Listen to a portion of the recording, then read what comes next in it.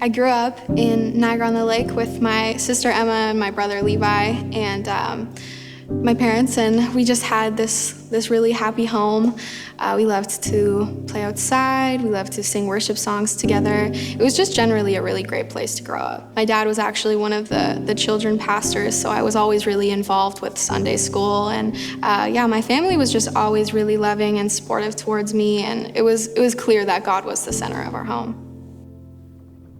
When I was 6 years old, I had a neighborhood friend that I used to go over and see quite often. There was a couple instances where the older brother in the household sexually assaulted me. I guess at that age, I didn't really realize how that would affect me. When I was 12 years old, I started getting flashbacks of the assaults. It sort of translated into insecurity, it translated into guilt.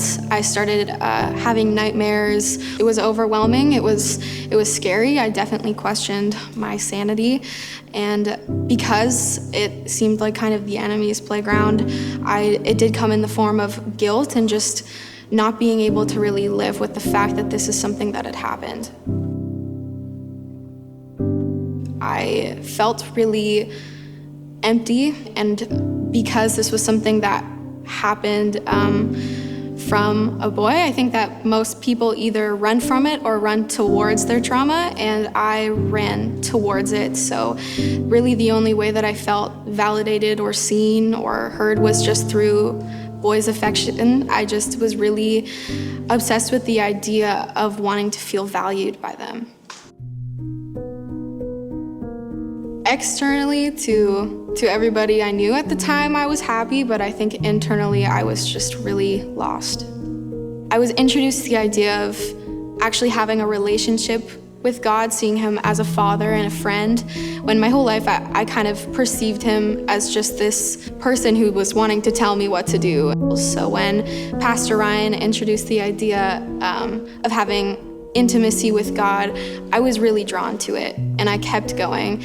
And I think that gradually, I just really fell in love with the character of God and someone that I just hadn't known before, someone who loved me, loved me for in my brokenness, when I felt lost and when I felt put together, and something just sparked in me.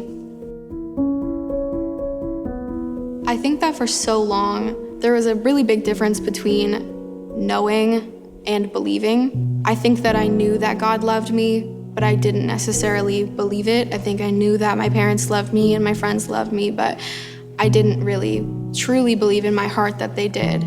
There's nothing that separates you from the love of God. There's nothing you could do, there's nothing that happened to you that could ever make him love you any less than he already does, which is just abundantly, and it's everlasting.